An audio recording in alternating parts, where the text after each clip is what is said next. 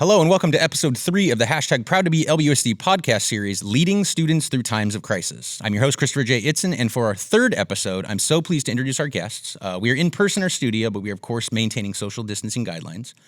Today, we have two amazing teachers from Millikan High School, Andrea Glenn, who teaches in the Peace Academy and teaches the Senior Capstone Justice in America, and Ms. Tina Braswell, who teaches in the Millikin Business Academy and teaches AP U.S. History and Modern U.S. History. So, Ms. Glenn and Ms. Braswell, welcome. Thank you for joining us today. Before we get into our discussion, to our listeners, if you've had the chance to check out our past two episodes, we've been having conversations with leaders and partners within our system and the Long Beach community with a focus on leading students through these unprecedented times. And today we have what I think are representatives of the most vital group of leaders when it comes to taking good care of our students, and that is, of course, our teachers. So let's get right into it. Welcome for being here. Thank you. Thanks for having us, Chris.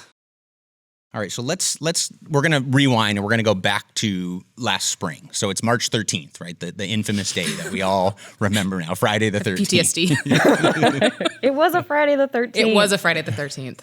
And so I'm sure like any major world event, I think for our community that I remember where I was on September 11th. I remember exactly where I was on March 13th. I remember where I was when the decision was made by the superintendent that we were going to close schools, and it was traumatic at that level, but to be on the ground where you were at with your kids, I'm sure it was, let's say, interesting to say the least.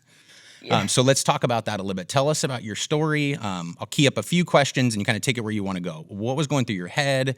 What's a significant memory you had during that time, maybe from that day or the first week? And how did you feel when you heard the news, right, that we were walking away from our campuses? You want to take this one or you? Sure, I can start. Yeah. The day before, we started getting a lot of stuff canceled. Like my review sessions were canceled, my Saturday mock exam, anything happening not within school hours was getting canceled. And I was like, oh, okay. And in my second period, because we were on block schedule, we had a conversation, do we think the school is going to get shut down? And we were kind of going over like why that's a really big deal and how schools don't just serve as like places for education. They serve as, kids access to lunch and access to your friends and, all sorts of things. And the kids were kind of like going back and forth. And fourth period, we didn't really have that same conversation. My fourth period is very quiet, but they also like, oh, we talked about it second period, we're fine. And then, so I'm in the middle of lecturing about the causes of the Great Depression.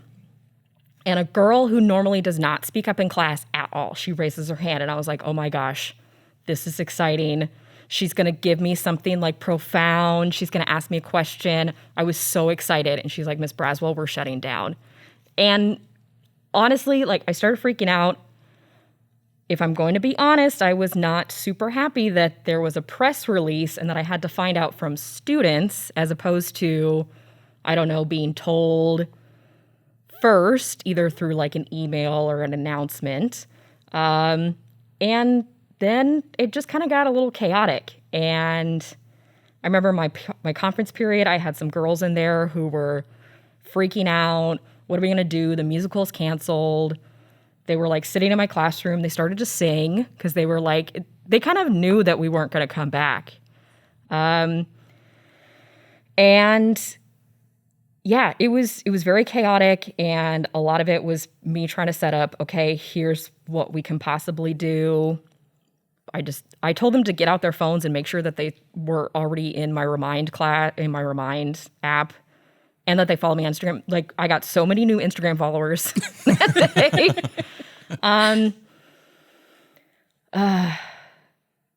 Yeah, and it was just that uncertainty, and we don't know what's going on. And honestly, I was finding out stuff from students first, and I was not super happy about that. And yeah, it is kind of like, this basically is like, where were you on September 11th? And it is going to be one of those things where you have like little snapshots and Oh boy, what a day. I had a similar experience. Second period was my super sleepy class. And so it was like just pulling teeth to get them to say anything. It was a very small class, my seniors. And so kind of talking about what this would look like, we started talking about how LAUSD, had a board meeting the previous day, and they were going to be coming out with some sort of statement about what LAUSD was going to be doing, and kind of talking about, being another big district and, how that'll impact other districts, and having this dialogue with my students. And at the time, we were in the middle of our research project. So, in my elective course, there's a lot of, okay, so I've given you the input, now let's run with it. Let's see what's going on. And so they were in the middle of their research, and they all had their Chromebooks out in front of them. And, fourth period did the same. Sitting there, and then all of a sudden my room just started getting louder and louder and louder as I'm, conferencing one-on-one with students, and I'm talking to them about their projects and what's going on. And all of a sudden I was like, what is happening? You all are now talking, and I don't know what's going on and what is happening. And they had seen the banner across the LBUSD homepage, because that's how they were accessing the research databases. And so they all knew before I did. And so we kind of started to unpack, okay, this is what this could look like, but we have no idea. This is so unprecedented. Half the class was cheering. A couple of kids started crying. A bunch of kids were on their phones. And so just then trying to rein my class back in to be like, okay, let's have a talk. And then the loudspeaker came on, with Mr. Vega saying, hey, check your emails. And so, if the teachers hadn't heard from their students yet, we kind of were all then, being, told what was happening. And then, and my class, my fourth period class was like 26 boys and 4 girls. And so it was a very interesting dynamic in the classroom. And I remember some of them being like, well, we will never see you again. I was like, what? I was like, that escalated really quickly, because I was still very much under the impression like, oh, it's going to be like a week. It's going to be 2 weeks. It's going to be, okay, it'll be till spring break. Okay. And I was totally, like, we got this. We're coming back. It's okay, guys, because we're going to get this under control. And they lined up at my door, and they all wanted to hug me goodbye. And I'm like, 26, 17, and 18-year-old boys are like, we're going to hug you and say goodbye, because we can't wait to go play video games for however long this takes. And I was like, oh boy. Cool. And then just the rest of the day was them, students from other periods either coming up to me in panic, being like, do we have what we need? What are we going to do if I don't see you again? Because, at Millikin, we are on block schedule, so we only see half of our, students each day. And so it was an even day. And so all of my odd kids were coming up being like, so I won't see you Monday. So what are we going to do? And some of them were giving high fives. Some of them were very concerned. And so it was just literally trying to figure out what to do next. And we were in the middle of this research project where I think it was something like 92 of my 176 students were like behind on their work and didn't have stuff turned in. And I was like, well, y'all just got real lucky because you got an extension. So spend the next week, like catch up on all the stuff that you need to catch up on. And they were all excited. But then by Sunday and Monday, I started getting text messages through Remind being like, okay, so we're really not coming back? Okay, we're not actually going to school? Okay, what do we do? Okay, what does this look like? And getting really sad text messages from students just concerned about what was happening and what was going on. So that really stood out to me. And my birthday is March 19th. And, some of the students were really excited to bring me stuff on my birthday because I am kind of a little bit of a princess. And I'm like, yes, please celebrate me. Please bring me all of the things. And so selfishly, I posted a Flipgrid assignment on the 18th being like, tell me what you miss about school. Tell me all the things that you totally miss so that on my birthday when I wasn't, because, things started shutting down, businesses were closing, we couldn't really go anywhere, groups of 10 or less started happening on the 16th. By the 17th, by St. Patrick's Day, most everything was closed. So I was like, oh, so I don't get to see anybody on my birthday? I live alone and I'm very lonely. And so I had all these Flipgrid responses to look through to be like, oh, okay, they miss me. I feel a little bit better. So that's kind of what stood out to me those first week or so, was just constant communication with the kids. Yeah. It was a lot of I was on school loop email a lot. And I think my students' parents, with 11th graders, they're mostly independent. And I normally don't send emails to, if it's a reminder, hey, this is due tomorrow. I normally don't CC the parents on it for finals, midterms, big tests, yeah, I'll do that. But that first week, like March 16th, my students' parents, I don't think they got so many emails from me in 1 week than I did the entire year, and probably even last year's parents too. So it was a lot of school loop emails. It was a lot of Instagram. I am really glad that I set up that classroom Instagram in February. I set mine up because of you after COVID started. I was like, oh, I need another one. Okay. It was just a lot of Instagram. It's like, hey, I don't know what's going on, but I'm at home and I'm working on this for you. Or like, here's the calendar and it looks like this. And then I find out something, new information. Okay, now the calendar looks like this. Okay, just throw away the calendar. My email's going out where here are all of the things that I currently know. Number 1. Here's all of the things that I now know. Update number 2. Okay, I don't know anything anymore. Update number 3. I don't know what this is, but I'll keep trying. One of my students said that she is that when they found out, or on like the 16th, because it was kind of so chaotic. And one of the, that was a big complaint from this last semester, right? It was chaotic. Nobody knew what was going on. It was all it was very uncertain. And us teachers on the ground were definitely feeling that. So, if the students and the parents were feeling that, the teachers were feeling that, like times 100, because we're supposed to know what's going on. And normally during a normal school year, we know what's going on. But or at one least student, try to. Exactly. Or at least we're better at hiding. So one of my students, she said that she didn't know what was going on. We had like 5 chapters left in the book to read for AP. I make them read the whole textbook, because I don't get that far in my in-class curriculum. And she's like, I just panicked one night and I just read the rest of the textbook and I did all of my homework. And then I think a week later I said, forget the rest of the textbook because the AP test only covers till World War II. And then she's just like staring at these notes that she did. And I was like, oh, Daddy. And I was like, you could send me pictures of it. I'll do something. I'll give you credit for it. And she was like, that's fine.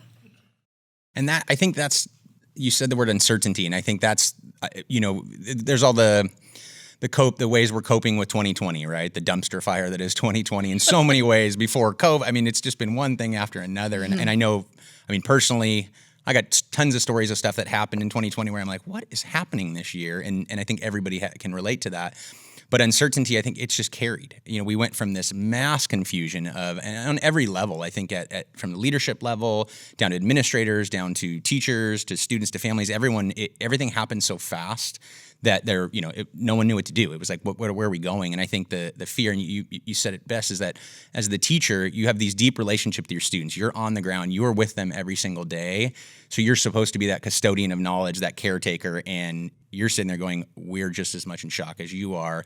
And then I think the second thing is just the range of emotions that started then and now. You just in this brief time, you're explaining how, you got students crying, you got students freaking out, you got students going above and beyond because they're like, I don't know what to do with myself right now. Yeah. I think it's just, that hasn't changed. I think that's kind of the crazy part is that, yes, things ebb and flow and we find out information and plans are made. But now I feel like I blinked and we're about to start a new school year in this new reality. And we're still going, what's going on?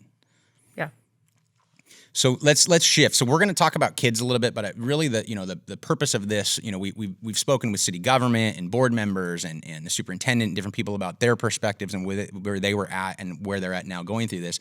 But being teachers and being the heart of everything that we do, we're going to kind of get into what you did, reflecting on where you went from that day to now and really how you still took care of your children.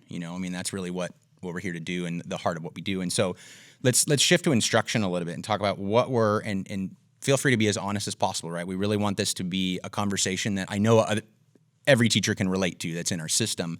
What were the most significant challenges you faced, or maybe even anecdotes or things you heard from other teachers, because I know you have a strong professional learning network, but in regards to shifting your instruction to online, how did you adapt? What were some things that stood out, that challenges you faced from the beginning and you went, okay, you've already kind of talked about it. Tina, I know your Instagram presence, being that I work in social media, is there, and hearing you say, Andrea, saying, And I jumped and followed suit and said, hey, this is an effective communication tool. And also, I think a tool for social emotional support, right? It's that connectivity with your kids. So what'd you face and what did you do about it? Well, my answer is going to look pretty different from Tina's, just given the nature of our different courses. I'm an elective class. Most of my students didn't need my class as a graduation requirement. So, when they were kind of figuring out like, oh, this world looks so weird and we don't know how to do this, I had a very difficult time in the very beginning trying to keep with my even semblance of original plans. So I basically had to throw out most of what I was doing because what I recognized was, my students that were the high achieving students were putting all of their attention towards their AP courses. The students that, just wanted to graduate and maybe were on that borderline at March 13th, they put all of their focus and energy into the courses that they were struggling with or they needed to make sure that they passed.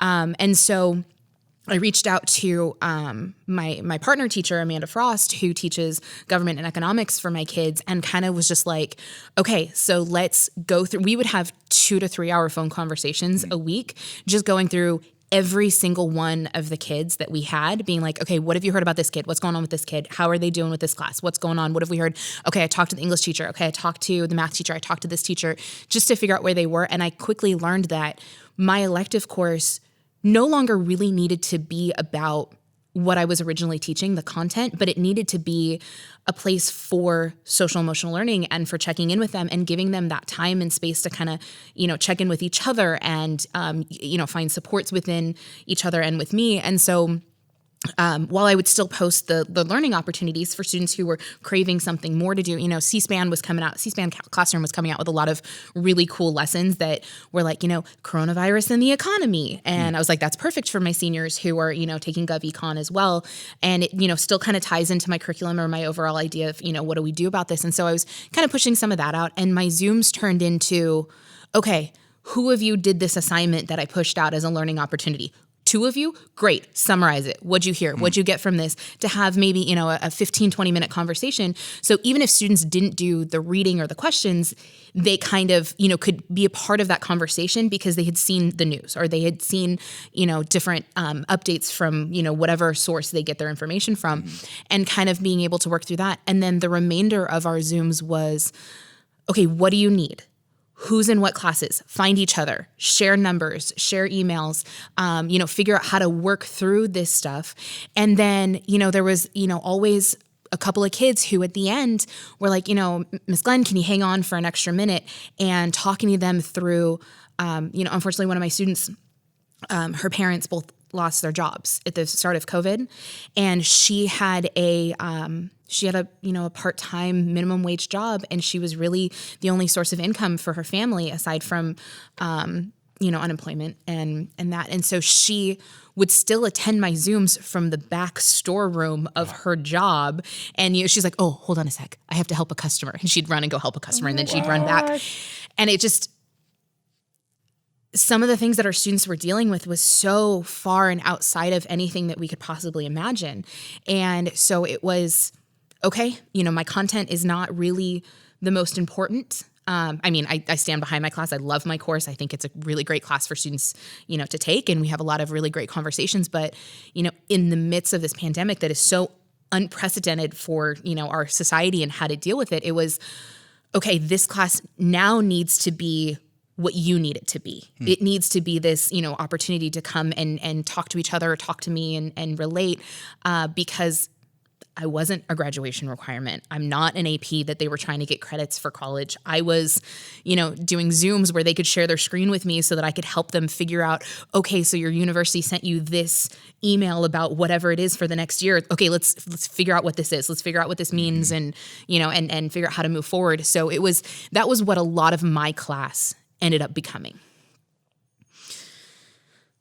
Yeah. Yeah. I kind of blacked out there for a minute. No, yeah.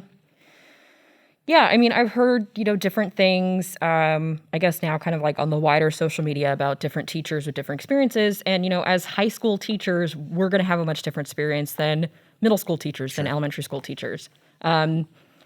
My class, I was teaching 6 sections of AP. So, when I tell my friends I teach AP, they're like, they're like, oh, okay, you must have a really easy job. And it's like, well, most of my students are pretty motivated, but like a lot of my students, had to take care of their siblings. One of my students, he had 2 younger siblings who had to be in, live classes, and his younger siblings just like ate up all the bandwidth in the house. I also had a student who his parents, their hours got cut, and he was working at Ralph's. He's still working at Ralph's, and he got way more hours. And he was essentially the breadwinner for his family. He's 16 years old, and he has to be the income earner for his family. And I have students who have, they were dealing with a lot of mental health issues, diverse gender identities where their parents or their family was like okay to not so accepting. So they had a lot of other stuff to deal with. And they also usually had other AP classes. So for my class, the majority of my kids were going to take the AP test. And I was like, okay, here's what the AP test is going to cover. The latest they were going to cover was World War II. And so I was like, okay, I finished teaching the Great Depression. I finished, quote unquote, teaching World War II. I think my biggest struggle in the beginning was, how do I deliver this content in a way that's going to be engaging and meaningful? Mm-hmm. The thing about World War II is there's a ton of videos on YouTube, and there's a ton of video resources, but what do I pick? How do I rein it in? How do I make it meaningful for them? And I mean, I did basically just curate a bunch of videos. Here's your must watch. Here's some optional ones. For the must watch, I sent them the chapter outline, a blank chapter outline. And I was like, I'm sorry, this is kind of what I have, and this is what I can do in a day. Like literally a day's notice. I did for the optional ones, I did throw up a discussion board on Google Class, or at least a question on Google Classroom.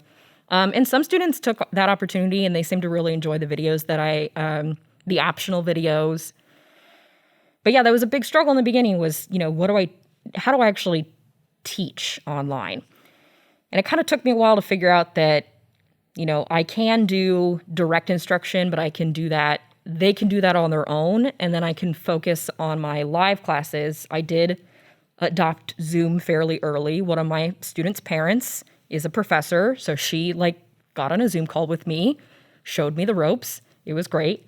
But I could use the Zoom for discussions. I showed short videos like World War II propaganda films, and then we talk about it. Or, let's just check in and, what are you doing right now? How are you feeling about the test? And Kahoot, I figured out Kahoot is pretty good to play on Zoom. No matter how old your students are, they love Kahoot. And you do have to do playing with the music. With the music. Oh yeah. You got to get them into it. Exactly. So yeah, and I mean, we created, me and the other AP, one of the other AP US history teachers at Millikin, we created review materials for our students. We were like, what's going to be the best way for them to review? So we made our own DBQ prompts, and we gave them, and I gave them, we shared it with each other. I also shared any review materials. I shared it with the AP US history teachers at Wilson, and also on our AP US Google Classroom that was the last remnants of this in-person collaboration. So we creating review materials, giving it to the students, giving them options. Flexibility was really the key. Flexibility was a big one. Because I think for people who are outside the school system, they think that, students who are not showing up to live classes, it's because they're lazy teens or they're doing their TikTok dances. Which, to be fair, some of them were. But if they weren't showing up in live classes, you don't assume that it's because they're lazy and they're in their bed sleeping, Many of them were working or working strange hours. And so, maybe they were sleeping during our 9 o'clock class because they didn't get off their shift until, 11, midnight, something like that. Or either working on other courses or they are babysitting during the day and working on our homework. I would get so many emails and text messages for clarification at 1, 2 in the morning because that's when they had their time and space to work on some of these assignments. And then, showing up at an 8 o'clock Zoom was... that's not happening. It wasn't happening. It happened. So you both brought up something that's really interesting. And I can say once a Ram, always a Ram, because I got to work at your wonderful school because I started my career there. So I know the culture and it's, just like I think all of our high schools, they've stayed the same for a long time. They're very defined. It's one thing that's really fascinating about Long Beach Unified. When I talked about this on another podcast. When you're from Long Beach, the first question you ask somebody you don't know from Long Beach is, where'd you go to high school? Yeah. Because you're defined by that culture. And I know Millikin is a very open collaborative school that teachers are connected, students are connected. The advent of small learning communities that has grown. We're a pioneer in that work. And both of you kind of talked about contacting other teachers. You talked about connection with parents. You talked about connecting your students with other students. Talk a little bit about how the benefit of the existing culture you already had that enhanced that, and then did that grow? I mean, was it easy because you already have that culture? And so, like Andrea, you were talking about, I'm talking to English teachers and I'm talking to this teacher and trying to find out what's going on. Was that part at least supernatural because you're used to doing that, or did that really grow out of necessity is the mother of invention? I mean, I would regularly have conversations, in the hallway with these teachers. So finding new avenues to have these conversations was kind of the new part of it. Lots of phone calls that didn't happen before, or, Zoom calls checking in with other teachers that wasn't necessarily happening before, a ridiculous WhatsApp group text message that we're in that that we were talking about before. Oh my gosh. It's probably going to be at like 200 messages by the time we're done with filming this podcast. But, so new methods of contacting these teachers, but, you said it exactly right. We already had this, community of collaboration and so many... the pathway gives such an amazing opportunity for vertical teaming and really looking at, okay, where are these kids coming from? Where would we like them to be at the end? How do we meet them, in the middle and get them to that place? So there was already a lot of collaboration and conversations among that. And then also across the department, we're both in the history department, and we really love our department. It's a very strong department. We're very close with the other teachers and we think we're the best department, but we have a really strong bond with a lot of those teachers. And then, that just kind of made it easier to then reach out to other teachers on campus, whether they're, in different pathways or different subject areas. So I think the foundation was there, but the method is really what grew and changed because of COVID.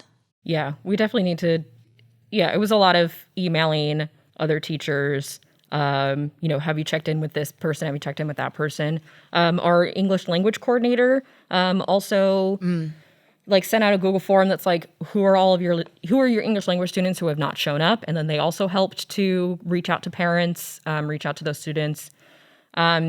Creating Google Sheets and putting names of kids on it and sharing around like, okay, put an X if you've heard from this kid, or, if you know what's going on, so that we can just kind of be like, okay, well, they are showing up to this course and, they're just not showing up to this one. Okay, they're putting their priority there and looping in the counselors.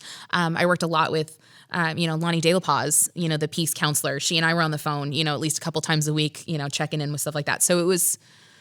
Yeah, I think it was kind of a natural extension of the collaboration that we were used to in person, but like Andrea said, different tools. I actually started at Millikin. We started at Millikin the same time, but I got hired. My first day at Millikin was the day that teachers showed up to school. So I was hired on Thursday, and Alejandro Vega is like, show up on Tuesday. That's when you start. And I relied a lot on the U.S. history teachers who, the current U.S. history teachers, and like Erin Hill, who taught U.S. history before, Marika Manos, who used to work for the district. I relied a lot on other history teachers just giving me a USB stick and saying, here's all of my materials, like, go for it. use whatever you want. Or, come into my classroom, we'll sit down, we'll go over this together. So I relied on that my first year, and a lot of why, I make something and then I just share it with other teachers. I felt for me, that was me kind of like paying it back for my first year. Because essentially last semester, and also this semester too, this is everybody's first year. And it's everybody has gotten hired on Thursday, and then they show up on Tuesday in the gym and announce to all these teachers like, hi, I'm the AP US history teacher and government teacher and sociology teacher, and I was hired yesterday. And the gym was like, so like, we're all in that position. So, I don't know, it's like me kind of paying that back, because this is going to be really important this year, is that teachers, we are going to have to support and look out for each other even more than kind of teachers naturally tend to do. Yeah, and to echo that, I think I was using Anthony Arizotti's PowerPoints before I even knew who he was. I think I was using my first year, we had this same first year together. I was lucky enough to be hired a month before you were, so I had a little bit more time to wrap my brain around it. But, I taught AP World my first, 4 years at Millikin, and using these PowerPoints. And then finally one day I was like, so who actually created these things? Where did these actually come from? And it was thank you, Wilson. Thank you, Anthony Arizotti. But I think, Tina, what you said, we really need to support each other. And there's all of these Facebook groups that are now popping up, Canvas for secondary educators. I posted a question there yesterday being like, I got this weird error message when I was in Student View trying to figure something out. And, before I knew it, I had, several responses being like, okay, so this is like, did you do it this way or did you do it that way? Okay, so now I understand. So don't do it like that, change it. And so there's a lot of people coming together. And I think it's more important than ever, because it's a completely new, we're all first year teachers again.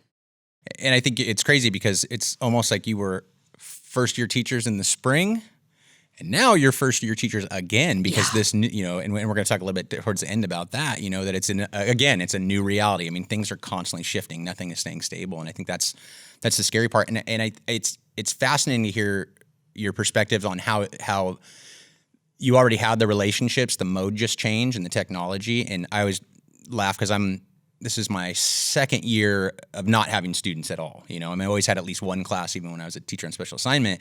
And so I didn't get Google trained or anything like that. I just it was there, and I was like, oh, I'll play with this and learned about it. But how much through this pandemic, it's like, oh, I feel like an expert. I know how to use these tools. And I think we had all of these tools available, but it made them so much more necessary. And I think so many people had to use them. So when you think about that, and you don't have to get any like personal examples, but all of our teachers, as a test, I said it's a testament to Long Beach Unified that spirit of collaboration is across every school. I mean, you just went from your school to Wilson, right, in one sentence, and that happens. That our teachers in our district, it's unique, I think, compared to a lot of other districts where people do collaborate. They share lessons. It's not about competition. It's about we are the village, raising the children. And so this forced that to just be enhanced and grow and go stronger. So did you have any individuals that you had to support? I mean, I know some teachers are technophobic. Let's be honest. Like, I mean, it depends on your range. I work for the media department. I joke with my team. I'm the least tech savvy person on my entire team. And I'll be at things, and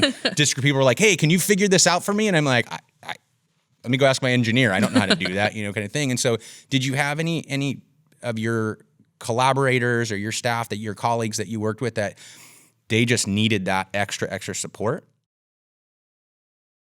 You know what? I'm gonna sell her out real hard, because she sells herself out. I love Gabby Mercado, and technology does not love her.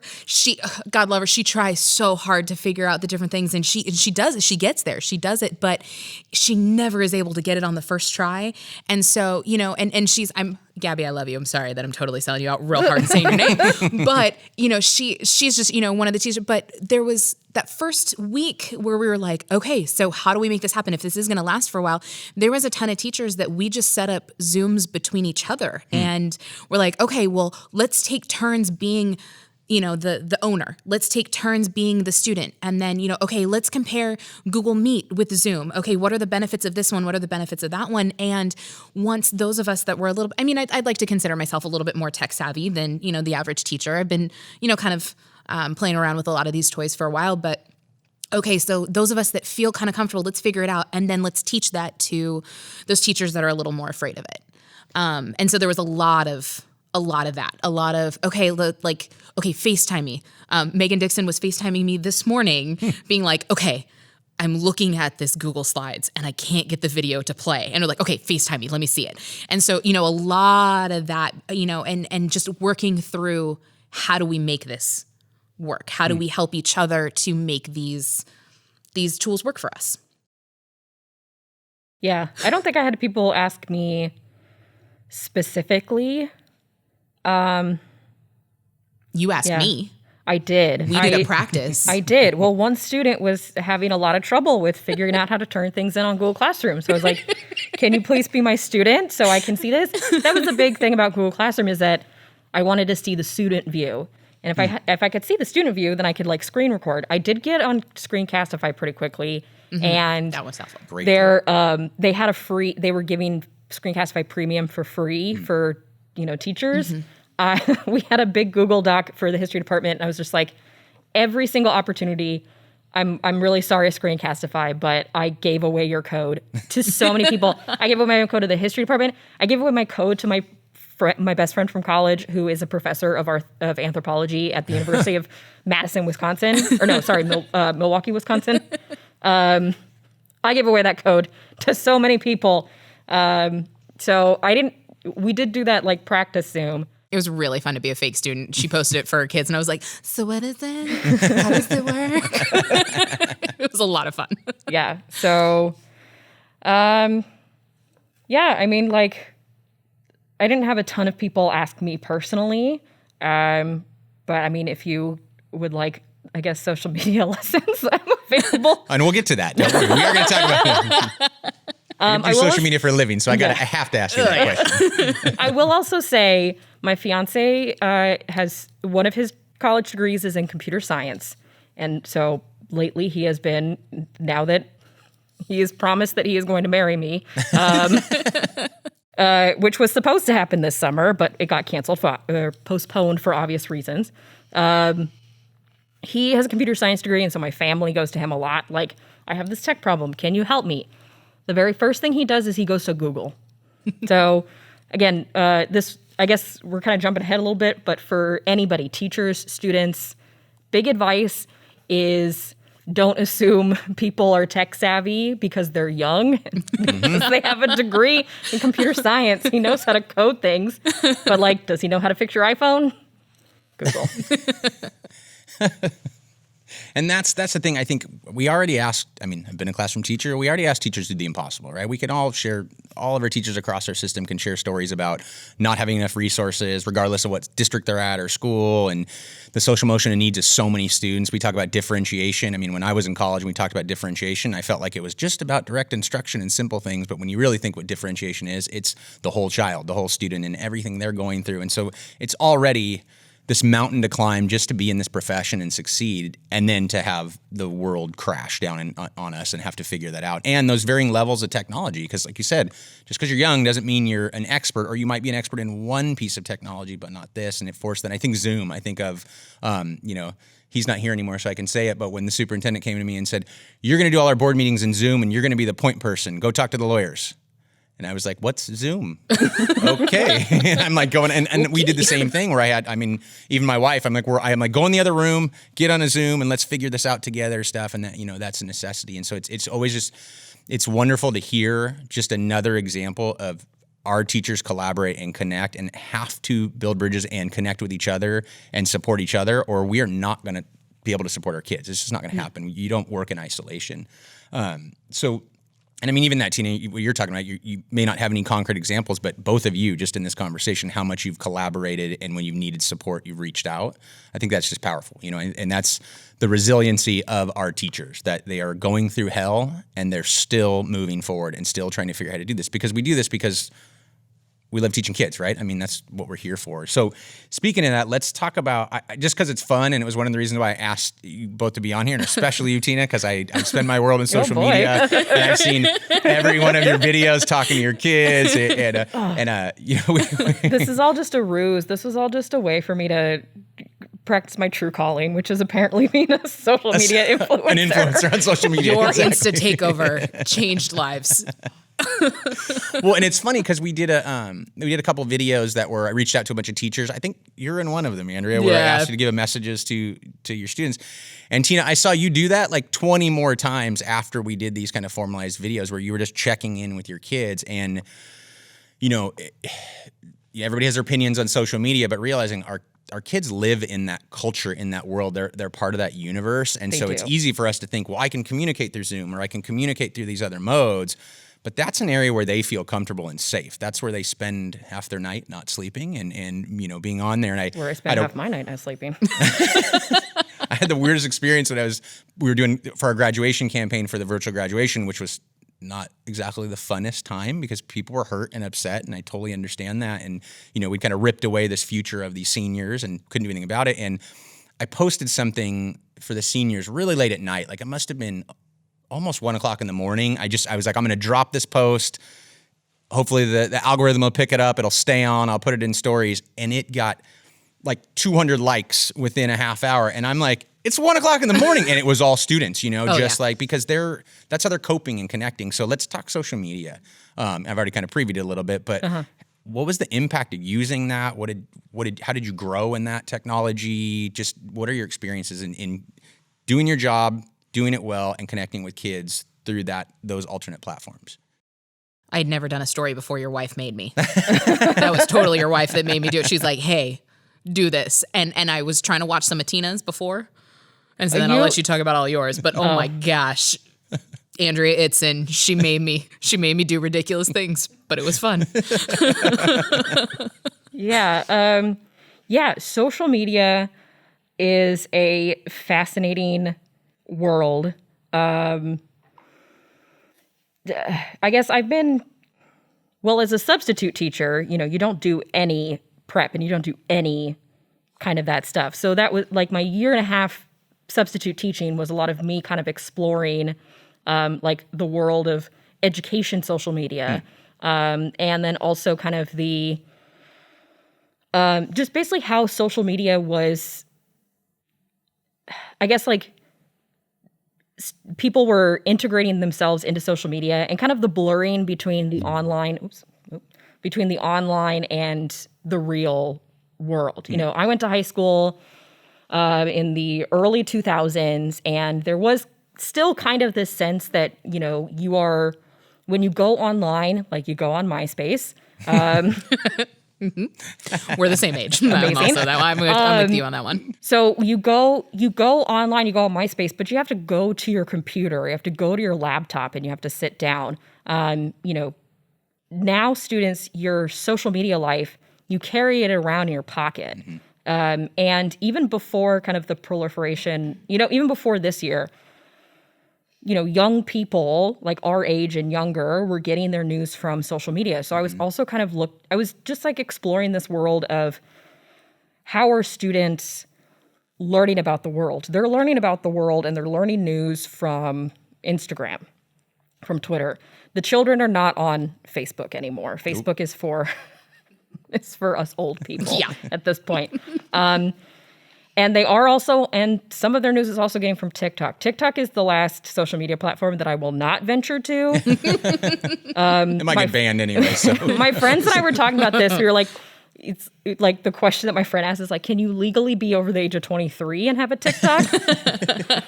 So, so I kind of started using my Instagram, like when I first put it together, like this vision that we were going to have a normal school year, I throw in pictures of the agenda, we have this due, here's a picture, like today in history, this happened. And here's a photo of that. Here's us, at the study session, come to the study session.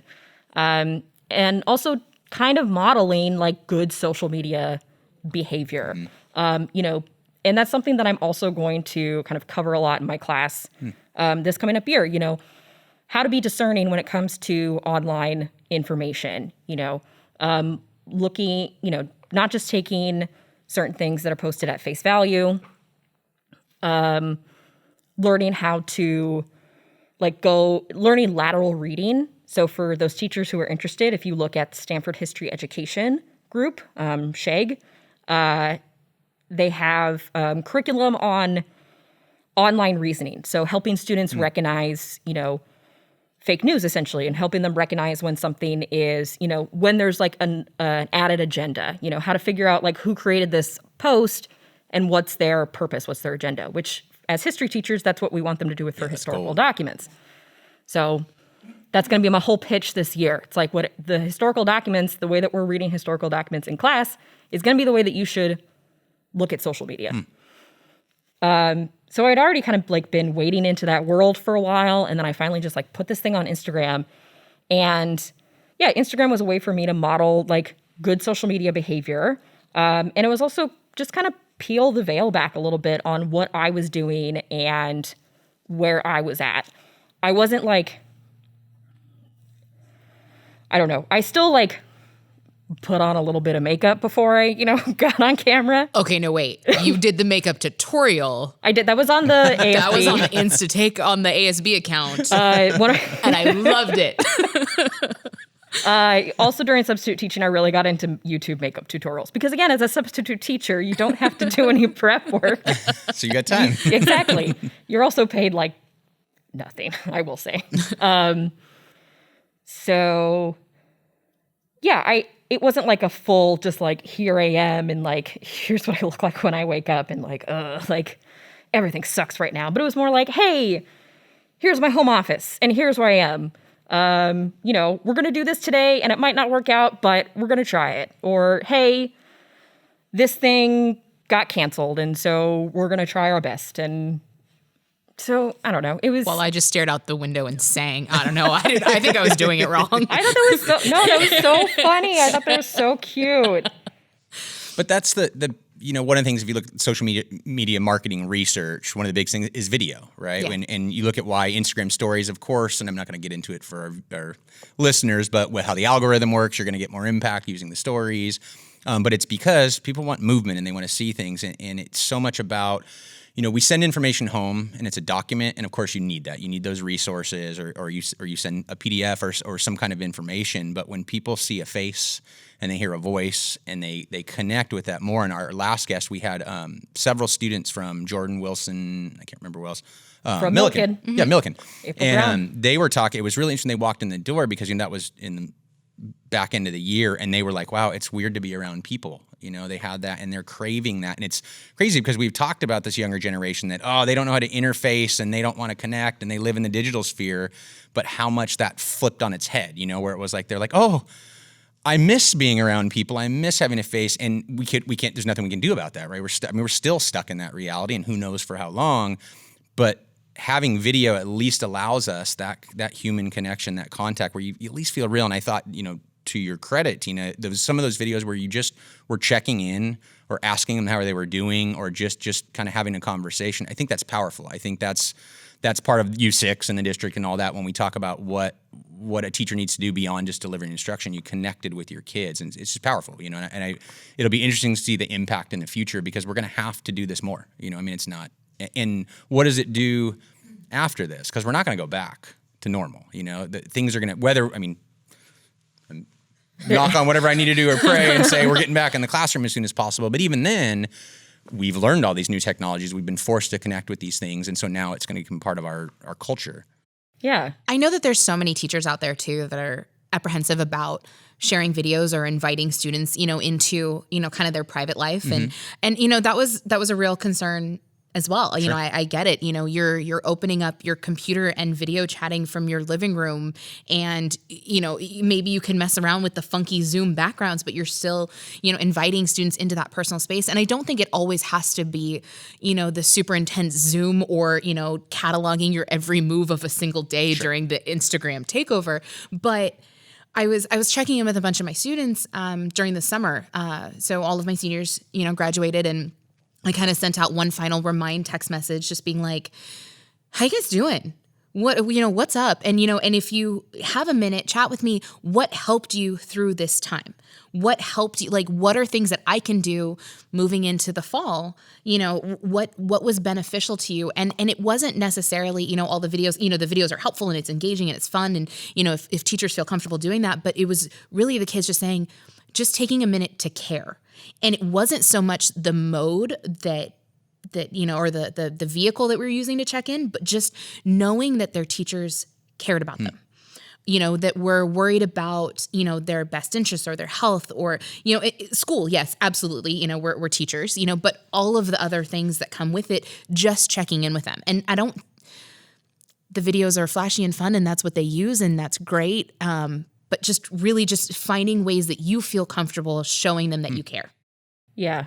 Yeah. Like, me getting on Instagram, that you as a teacher, you might not feel comfortable with that. I think if this happened when I was still 26, 27, I don't think I would have done Instagram as much as I did. Because I could see younger teachers, you want to have an air, you want to be more professional. Sure. And you want to have those boundaries. And I was thinking a lot about that. It's like, I used to, when I was student teaching, it was very, like, I basically wore this outfit every day, business casual heels. And, like, I am a professional. I am, like, take me seriously, now I'm in, like, I'm literally just like, yeah, it's like messy pun.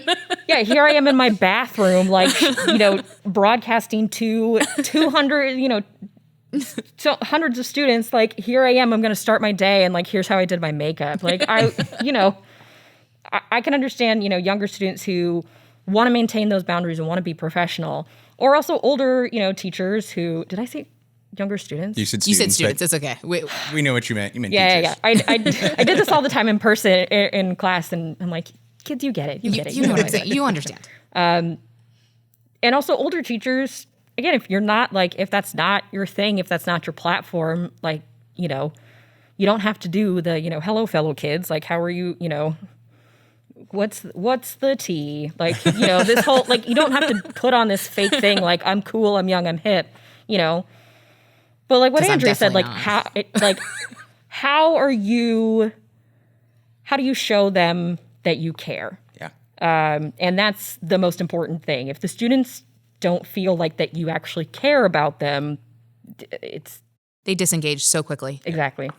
And that's the thing. It's about those relationships, not about the platform. Because you're right. I mean, one, from the professional standpoint, that's the danger and fear of social media. As someone who works in it, people think, oh, you're the social media guy. And I'm like, I don't like social media. That's why I work in this industry, because it's something where we have to develop regulations, processes, and a culture that protects our staff, protects our kids. And it's a terrifying world. If you ever get a chance to read the administrative regulations on social media, it's like 10 pages, and it took us 6 months to write, and it's with lawyers. I mean, it's a scary world, and I have a 3.5-year-old daughter, and I can't imagine what that's going to look like. But those technologies are there, and they can be used appropriately and are powerful. But for any teachers that listen to this podcast or see it, I know they all connected in different ways. But the point is that you connected, right? You made that point, and that's what our teachers do, and that's what's amazing, and that's the value. I kind of hate the narrative we've kind of heard in popular culture about teachers through this. That first it was like, pay teachers $1 million because I can't stand having my kid at home, and it was like, yeah, finally teachers are getting their comeuppance, like everyone's getting it, and then that kind of fatigued like everything else, and it was like, oh, you're just going to teach online and, you're getting paid and all that. And it's ridiculous because it's like you're already doing this, one of the hardest jobs in the world. And now you're having to do it in this unknown environment while dealing with your own trauma, because all of our teachers are going through their own personal issues in this time.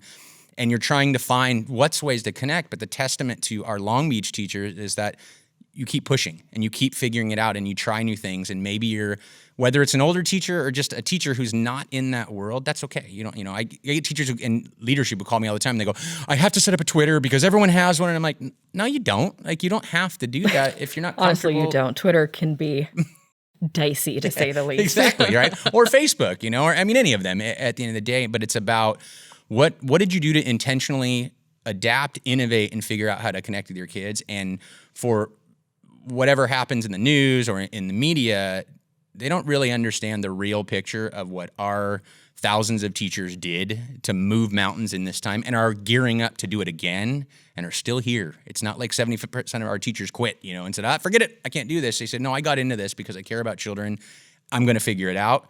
I'm going to have days where I'm going to flip out and be angry, and days where I cry, and days where I'm overjoyed. But at the end of the day, we're going to do it, and that's just one mode. And so it was just powerful to hear, whether it's Remind, that's such a great way to check in, whether it's an email, whether Remind. it's I would not function without Remind. Yeah. Remind is really good. That was a game changer. Yeah, just a simple, appropriate, safe cataloged platform that you can use to connect. It's powerful. Google Forms, even just like check out Google Forms. I heard, teachers writing, handwritten letters or postcards, teachers sending mailing things to students. like physically Wow, going to that's awesome. students' houses to drop things off. I think of your lawn signs. I mean, most of the schools did it, but how powerful. I mean, to not have a physical graduation, but to have lawn signs and a car parade. I mean, all of this stuff leading up to the virtual was so powerful to say, okay, here's where we're going to use technology. Here's where we're going to show up in a mask and I'm going to throw your away. wife under the bus again. I drove out to Beaumont from Long Beach. Oh, that was an adventure. But it was so fun. And it was one of my students, and I got to knock on the door, and he was like, You drove to my house? And I was like, yeah. Yep. Hi. Yeah. One young lady who I did not know, I put the lawn sign on, and she starts to go in for a hug, and I was like, "Oh, I don't know you." It's a pandemic, and I was like, "Hi," but it's like, she was, I don't know, it's like, oh, she was so grateful, and I sent for the parents or for the teacher. No, who are you talking about? I don't know. I sent emails saying like, hey, I'm going to drop off your kid's lawn sign. And they were very appreciative. And the thing about teaching is a weird profession, because teaching is one of the few professions where every single person has interacted with a teacher. And I think for a lot of people, which I understand this is not, knocking people, but for a lot of people, their personal experience as a student really impacts the way that they view teachers. Totally. Because most people do not become teachers. So they don't, or work in, school systems. So they don't know because, they have other jobs and they're busy and they're doing other things.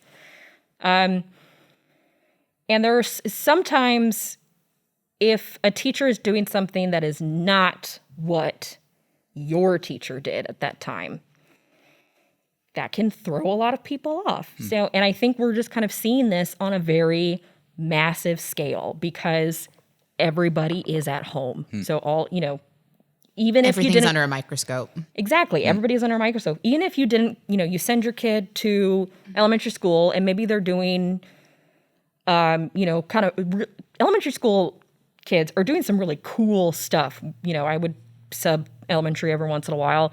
I went to a kindergarten class at Alvarado. They were doing science projects, and these kids were writing. They were learning the scientific method by observing plants grow, which I think for a lot of us in kindergarten, we did some sort of unit where we planted seeds, and it's like, here's the seed, and here's, you learn the life cycle of a plant. But they're using really academic terms, and they're writing, and some of the kids writing, what, could I read it? No. But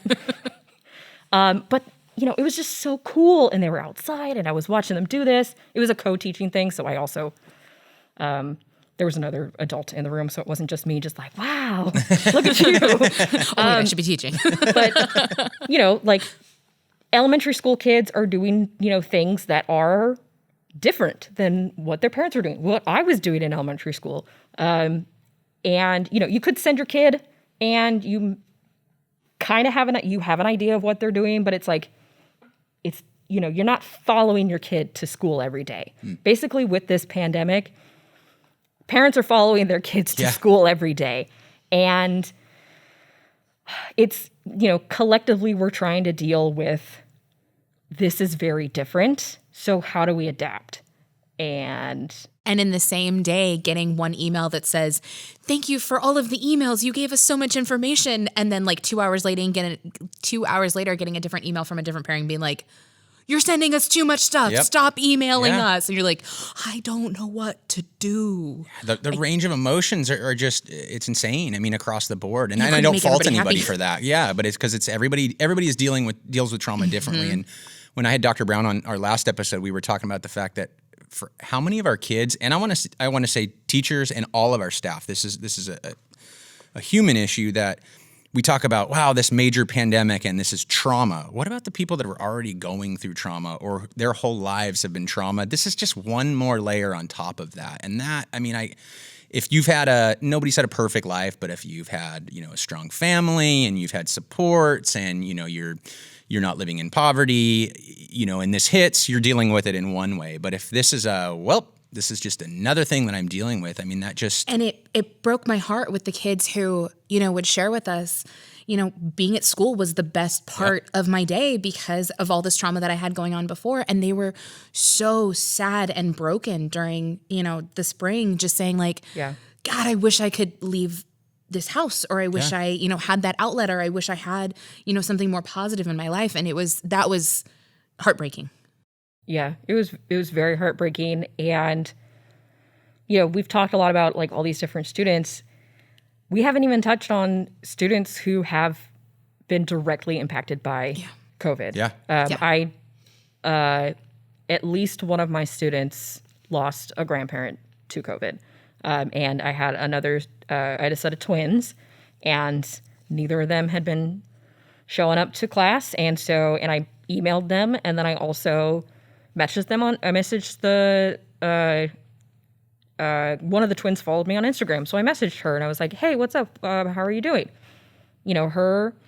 Their mother already has health problems, but they didn't want to go to the hospital because the hospital was overwhelmed with COVID patients. So sometimes the actual disease and the actual pandemic gets lost in a lot of these conversations. And it was the one student who her one of her grandparents died of COVID. The other one died a couple months before, so she was already dealing with that loss, and she was really close with her grandparents. And I just lost my grandma 2 years ago, and it's still really fresh for me. And I was on a Google Meet with her for 2 hours, mostly to go over a thing on AP Classroom to make sure that she got every question right. Because she was she was almost not going to pass my class. Yeah, she needed that help, and why did she fall behind on her work? Well, it's because she was dealing with losing two of her grandparents very close to each other, and peppered in between, her reading the question aloud and then saying, "I think it's A," and then I tell her, "Well, that's not why don't you try again?" Or like, "Why are you thinking that?" Or, "Yeah, it is A." And in between that, her just talking about how she misses her friends. She was in the musical and she was really sad. I saw her the week earlier in the musical. I was really glad I went to the first weekend of the musical. I took my friend who she came all the way down from West Hollywood to come, because she lives in West Hollywood. She came all the way down to Long Beach to come and see Guys and Dolls at Millikin. She is also a former musical theater kid. So, and she loved it. And peppered in between, us going over this quiz was her talking about how much she missed her friends. A lot of her friends were seniors. She missed her boyfriend. And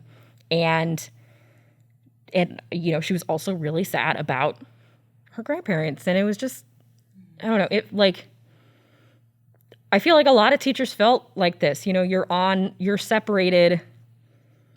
Like, she's there on my computer, but so her voice and her image is in the room with me, but she's not in the room with me. She is, I live in LA, so she's at least 20 miles away from me. Whereas if this was a regular school year, she would be in, my proximity every other day. And it was very sad and heartbreaking. And when we got the news that we were not going back for the school year, I started to cry. I was very sad, and I felt very, like, honestly, I felt very cheated because I think I had a really, I mean, I enjoy all of my students from all of the years past, but I felt really cheated that I did not get to finish out the school year with this group of kids. I still miss them. I still miss them a lot. I feel like there wasn't really any closure from the, I mean, and that's not on the fault of, the school set. We did the drive-through graduation and it was so fun to see them all, but it's like, I'll see them in the community now. One of them was bagging up my groceries the other day and I was like, I just really miss you. I feel it's weird. Cause it's going to sound cliche, but it's about people, I think of every day when I'm a news junkie, and so I'm reading things constantly, and every time I see the numbers of COVID, but when was it the New York Times that came out with that list initially of so many people who had passed away early on, and how visceral just seeing those names on there versus a number, and that's not even an image, that's just, but that this is impacting real people on a level that it's powerful the way you said it, Tina, that the pandemic has kind of got lost in the pandemic, the disease part and the impact it's had on people, and we're coping with that on top of it. And you're right, the closure. I mean, it's like, did last year really end? Because it just felt like we kind of had to move on, and there wasn't that. So I want to switch, because we're almost out of time, but I want to switch to something positive in the midst of this. And we've talked about a lot of positive. I don't want to say that we haven't, because it's just been depressing the whole time. Let's talk victories. I think our teachers need to hear victories, and I'm sure so many of them could share. What's maybe one thing, and maybe you don't have anything, this is about having an honest conversation, but what might be something that you accomplished, or you felt something that was powerful? What was a win in all of this leading up to now, gearing up for next year? Okay, I wrote some notes for those of you who are not watching this visually. Okay, my victories. I felt that I had, I didn't hear from a ton of my parents. Again, for AP kids, for 11th graders, they're pretty independent, and usually no news is good news. But my end of the year email, I was like, here's the last email, and, I'm really sorry that this happened, and, just kind of closing it out. I got quite a few responses back from parents that were, thank you for what you did, thank you for keeping us updated. One of the parents congratulated me on my engagement. She was like, have a good summer, hopefully your wedding turns out the way you wanted to. I did also get a lot of I got a lot of thank yous and appreciations from my kids, the last day Zoom, people, the kids just saying thank you, and thank you for, keeping us updated. Thank you for being here for us. One of my Zooms, most of the last day Zooms were, just like a goodbye, thank you, 15 minutes. My first period was the full 50 minutes because one of the girls was like, Miss Braswell, do you want to see my dog? Yes. And then just a bunch of them grabbed their dogs. We all just sitting, chit-chatting, met their dogs, just talked about what do we think's going to happen, talked about fun memories from in-person classes. My end of the year project, I did teach content kind of after the AP test. I normally do some sort of project at the end that's research-based. They had to create a slideshow about anything that we did not cover in class. Oh, cool. That I did not explicitly cover in class. I gave them a list. Most kids did, post-World War II stuff, which a lot of it is stuff that I would cover in a normal class, but we didn't get to. The very last slide that they had to do was they had to say, why should I teach it next year? Which again, most of the stuff I do teach, but I wanted them to get that exercise of, significance. Why is this important enough for me as a high school teacher to tell other kids about? And I got some really great responses, and some pretty impassionate defenses of why I should teach about fashion and the Salem witch trials and the satanic panic of the 80s. It was great. And a victory that we both share. You might be thinking of one. We were Just gonna steal your answer right now. we shared a student who he was in my second period and was her TA. And so it was me and Andrea and then his German teacher, Maxwell Stout. We were called onto this meeting with another teacher, and it's like, okay, like what's going on with Nick in your class? And he was doing great in my class, and I was like, oh, he's doing pretty good. Like he's doing pretty good. Same thing, Max is like, he's doing pretty good. Andrew's like, he's my aide. He just checks in. And the other teacher's like, well, we called you into this meeting because you three are his favorite teachers. Oh, wow. And it was just like, I miss Nick so much. So, and it was, and I heard from there were some things that really surprised me about certain students. And I was like, you like me? Like, really? But like, you sure?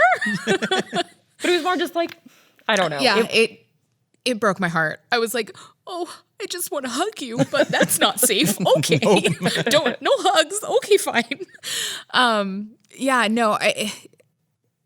Nick, I miss that kid. We never tire of hearing, the things that they love about us. I mean, I think I'm a little bit of a narcissist. So I'm like, yes, please tell me how much you love me. That's great.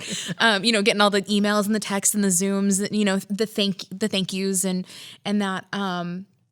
As a senior teacher, I write at least 80 letters of recommendation a year. And, half the time I don't know what happens with them. I don't know if they, got the scholarship or they, got into the program that they were applying for. And I was at Millikan a couple weeks ago when they were doing the diploma pickup and yearbook distribution. And I get this kid running up to me and like hat, sunglasses, mask. And I'm like, I have no idea which child is charging me at this point. Everybody looks like a bank robber now. And I'm like, I don't, it's been a while. And then I heard him, Miss Glenn. And I was like, oh, that's Mark's voice. I know Mark's voice. Like I recognize the voice right away. And so congrats again, Mark and Matt. They both won a scholarship that I'd written letters for. And he goes, I just had to show you. I had to show you. He's like, remember how I was late to your class a lot of times? I was like, yeah, I remember Mark. Yeah. He was like, yeah, because my car was always breaking down. I was like, yeah, sure, pal. I really believed that. He's like, no, it was real.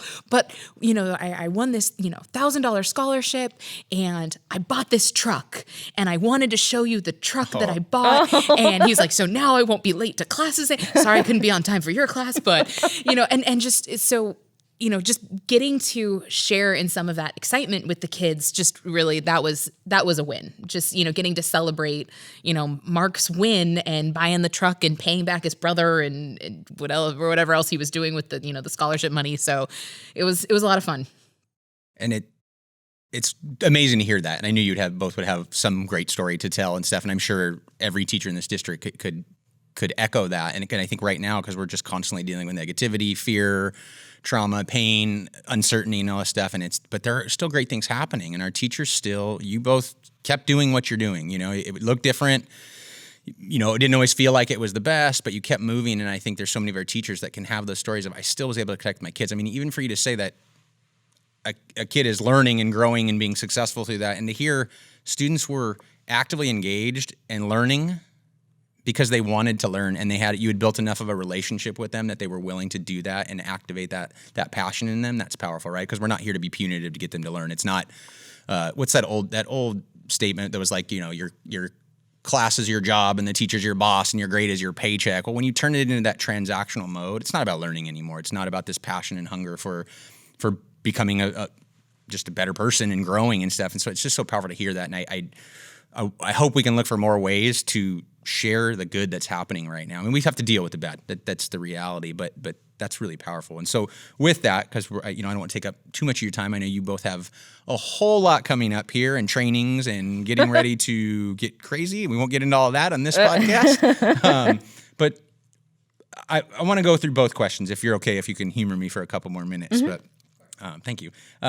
What advice would you give your teachers, your community, right? So your teachers at your school or teachers at their school, and you don't have to be experts in anything, but what's something that you would share that you would say, this is something that I think we all need to think about going into this year? Don't stop trying.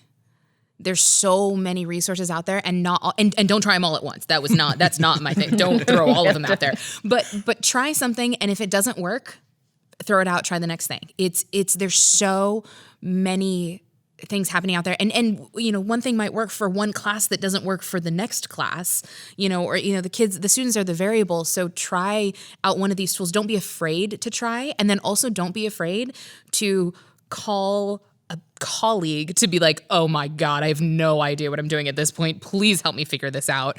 It's we're all in this together. There's resources out there available. Just don't give up. I think a big one for me is don't compare yourselves to other teachers. We are seeing a lot on social media, how different teachers are decorating their homepage. And, even us like talking about our experiences, it's like, oh, well, I didn't do that. Or, I didn't have students react this way. I had students react a different way. Like, don't compare yourself to other teachers. You need to, you're not a bad teacher if you don't do the thing that all the other teachers are doing. You mean everybody doesn't have to have a Bitmoji classroom? Oh my God, I totally sorry. I didn't cut you off. It's a controversial. We are. I do not have a Bitmoji class. I did go onto Canva and like dress up a lot of things, and I was sharing it with one of the the teachers at Wilson, and she was like, "Oh my gosh, you already have so much done," and I was like, this is, it's that iceberg where like, this is the tip of the iceberg and all you're seeing is my pretty little pictures. The rest of the iceberg is like skeletons and undone lesson plans and anxiety and that just like screaming, crying. Like that one video of the girl with the ukulele who's like, I have a song. She starts screaming. It's like, the iceberg. The iceberg is like the tip is like, look at my cute little canvas page. Look at all my these cute little buttons. My Bitmoji is adorable. The rest of the iceberg is just that video of that woman screaming. Yes. Like so, it's like I tell the kids, the social media is curated to make you look good and to make people look good. You don't see the hardship behind all of it, and so don't make yourself. Practice a lot of positive self-talk. Don't make yourself feel bad because it's like, oh, I'm not here. And what I hear both of you saying, which I think is the heart of everything that every teacher needs going into next week with a new learning management system, which again, we're not going to talk about, but really digging in before you connect back with kids is live in grace.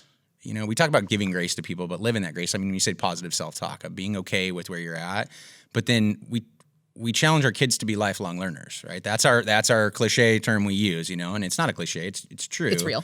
But I'm excited, and I'm not giving advice to teachers because I'm not in the classroom anymore. I don't feel like I get to do that. But to say we talk about being lifelong learners, this is forcing us to really remember that and own it. And even if you already are somebody that's passionate about continuing and growing, now you have to, right? There's nothing you can do about it. And I think when you're talking about all these tools, embrace something, what's your neck, put that one foot out in front of the other and say, okay, well, I'm going to try this and then live in that grace that I'm okay with it. So because what we do is all about the business of students, thank you, by the way, for that. But let's go to the second part of the question is what advice do you have for your kids? For the kids that were, because I felt like there was so much trauma for our seniors. I mean, of course, there was trauma for all of our kids. I don't want to not say that, but belittle that. But our seniors who that was taken away, and I got to hear read many impassioned, angered pleas from students saying you were destroying my life because you're taking away my prom and my graduation and stuff. And that's happened, and there's nothing we can do about that now. And I think our system, our teachers came together, and our administrators and all of our staff came together to give those kids whatever we could on the way out. But I think sometimes in that dialogue, we lost the next group of kids. The seniors this year don't have the beginning of the year. They didn't get, they may not get a homecoming. They may not get football games. Yeah, we don't know where we're at. So what advice do you give to the children? Oh, well, I'll repeat a little bit of it. Don't give up. Find the joy. Live in what we can enjoy, and what we can, and trust your teachers that we're trying. That one of my biggest fears upcoming is getting to know the students. You know, the success we had last year was because we had that first, few months getting to know them and building those relationships. So, let us get to know you the best we can in this weird world. That's what we can hold on to. We can hold on to the relationships if we can build them. Yeah. I feel a lot of sympathy and empathy for the seniors who missed out on prom, who missed out on graduation, and, the seniors who are coming in who those big events are uncertain. And it's hard not to take it personally. Like, I actually kind of had a lot of those same feelings. It's, the graduation, the prom, that's like a rite of passage that almost every American does. And it's like, well, why did it happen to me? Like, why can't I do that? I'm kind of feeling that way about my wedding, honestly. Like, I'm getting married older, and it's like, I want to have, the wedding that I want to have. And it's like, coronavirus is kind of taking that away from me. Hopefully it doesn't do that in March. Fingers crossed, knock on wood, everything To be there. And it did kind of feel, it's like I'm losing out on something that everybody else gets to do. And why don't I get to do that thing? So, it is absolutely in your right to be sad and upset that this is not turning out the way that you want it to. It's slightly easier for me because it's a lot easier to replan a wedding for 2 people and then plan a graduation for so many other people. But yeah, so, you can feel your feelings. Don't let people make you feel bad because, this is a serious pandemic and people are really suffering, but, you can also feel your feelings that you're sad that things are getting canceled. And also, your teachers are people too. Don't take it personally. You send an email, don't take it personally. If your teacher doesn't respond instantaneously, that does not mean that your teacher doesn't like you, or that does not mean that your teacher is setting you up to fail, Oh, I hear that all the time. Yeah. You are one of many. I mean, I know it is, again, I come from my first job was at Disneyland, so I do come from the Disney way of customer service, which is, always put on a smile, and it's like, I'm really sorry you feel that way. Let me help you, kind of bending over backwards to help people. And I try and bring that in certain aspects of teaching. But at a certain point, I can't do that. So if you are freaking out and you really need your teacher, if they have a remind, sign up for a remind. That's usually, text them, see what's up. But again, if they don't ask you instantaneously, don't take it personally. Okay. Give them a little bit of time. You can send the follow-up email if you don't hear back in a week. Okay, I tell this to the students for the counseling staff. At the beginning of the year is always crazy. It's like, I haven't heard from my counselors. Like, when did you send the email? Today. They have a massive caseload. It's like let's see, wait a couple days and then send that follow-up email. So remember that we're people too, and we are also I don't have a staff at my disposal to answer all of my emails and check in all my messages. Yeah. Well, with that, I think we'll leave it. I want to thank both of you for making the time at a crazy time and being vulnerable and open to share. Our intent through this process is to just have dialogues with our community about what we're all going through and share the human experience, what's happening. And I think right now, more than anything, our teachers need that. They need to know that there are other teachers out there going through what they're going through, just in different ways. And I just appreciate you sharing your wins, your reactions, your struggles. I know it takes a lot. And so we're very grateful that you came down today. Thanks for having us. Thanks for having us, Chris. So thank you again for joining us. If you like this podcast or are interested in future episodes, please subscribe to our LBUSD YouTube channel at lbschools.net/YouTube or look for any of our past or future Proud to be LBUSD podcasts on anywhere where you get your podcasts. Please follow us on Twitter at LBschools, on Instagram at Long Beach USD, or on Facebook at Long Beach Unified School District.